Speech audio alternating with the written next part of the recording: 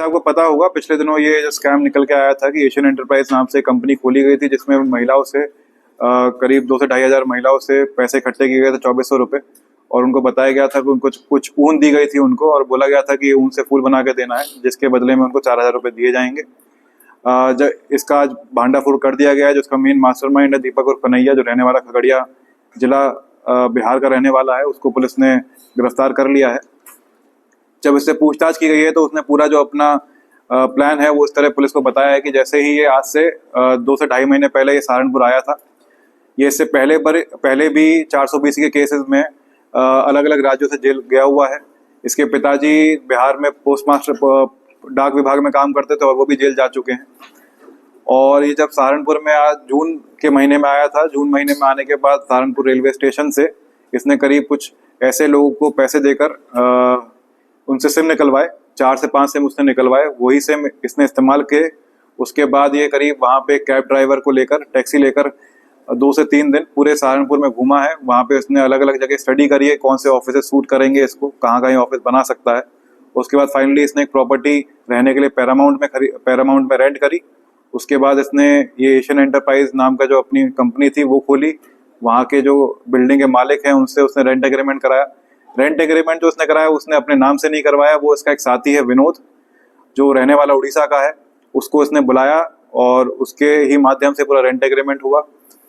Bank account उसको खुलवाना था तो उसने अपना एक फर्जी आधार बनवाया। फर्जी आधार में इसने बताया कि इसके पास एक मोबाइल में एक ऐप है जिससे आधार में आप जो भी डिटेल डालोगे उस नाम से आधार बना के वो दे देगा, और वही आधार इसने बैंक ऑफ महाराष्ट्र में इस्तेमाल करते हुए एक अकाउंट बनवाया।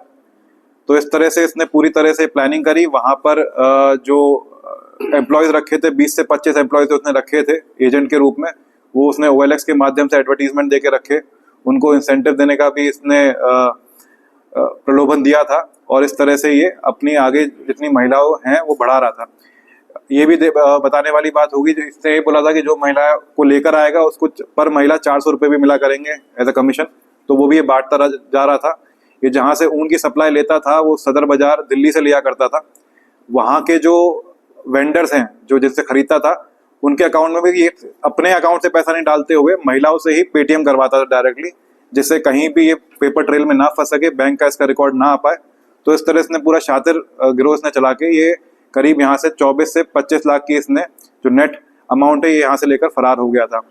उसके बाद जब फरार हुआ इसने कुछ दिन अपने बिहार और बंगाल में भी काटे, जिसमें इसने पैसे जो पिछले उसने उधार ले रखे थे साहूकारों से वो उसने उधार चुकाए, और कुछ जगह इसने पैसे अपने सहयोगी को भी दे रखे हैं, जैसे जो मैंने बताया आपको जो विनोद जिसके माध्यम से रेंट एग्रीमेंट कराया था उसको भी कुछ पैसे दे रखे हैं। यहाँ पर भी हमें पता चला है कि कुछ पत्रकार इसके टच में थे जिन्होंने इसको ये प्रॉमिस किया था कि ये तो इसका नाम उजागर नहीं होने देंगे, या पुलिस से या बाकी प्रशासन से इसके जो स्कीम है उसका मैनेजमेंट करवा देंगे। तो उसके भी पैसे इसने कुछ पत्रकारों को यहाँ पे दिए हैं, जिसमें अभी विवेचना प्रचलित है। सर क्या कुछ नाम भी उन पत्रकारों के सामने है जो पत्रकार हैं इसमें? अभी जैसे मैंने आपको बताया विवेचना प्रचलित है, गोपनीयता की वजह से अभी तक नाम डिस्क्लोज नहीं करे जा रहे, लेकिन जैसे ही हमें हार्ड एविडेंसेस मिलेंगे उनके पत्रकारों के विरुद्ध तो हम नाम डिस्क्लोज करेंगे। आज बरामदगी क्या हुई है? जी आज बरामदगी करीब कुछ 5.5-6 लाख रुपए की बरामदगी हुई है इससे, और इससे पहले भी जो इससे पहले अभी गया था इसके सहयोगी उससे भी कुछ बरामदगी हुई थी, और कुछ बैंक में भी हमने पैसा फ्रीज कर रखा है। टोटल 10 से 11 लाख की इसमें अभी तक बरामदगी हो चुकी है पूरे केस में। किस प्रकार से महिलाओं को ट्रेस किया जा रहा है जिनके पैसे जो है रिकवरी की जो वापस की जा सकते हैं? जी कुछ जब हमने इनके ऑफिसेस को सीज किया था तो हमने जब वहाँ पे देखे थे तो कुछ रिकॉर्ड्स मिले हैं, और जो एम्प्लॉयज इनके यहाँ काम करते थे उनसे भी पूछताछ की जा रही है।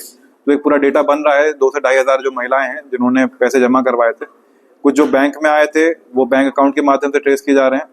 तो इसमें कार्रवाई प्रचलित है, और जैसे ही विवेचना आगे बढ़ेगी तो हम मानते हैं कि 2 से 2,500 जो महिलाएं हैं जिन्होंने अपने पैसे दिए थे, और इसके अलावा जो महिलाएं आगे क्लेम भी कर रही हैं तो उनसे भी हम रसीद देख रहे हैं कि जो रसीद दी गई है वो ठीक दी गई है नहीं दी गई। इस माध्यम से हम पूरा डेटा बनाएंगे और कोर्ट के साथ शेयर करेंगे, जिससे ये पैसा जो हमने जब्त किया है वो कोर्ट के माध्यम से इनको रिलीज हो पाए। भाई और बहनोई का नाम भी इनके सामने आया था, तो क्या?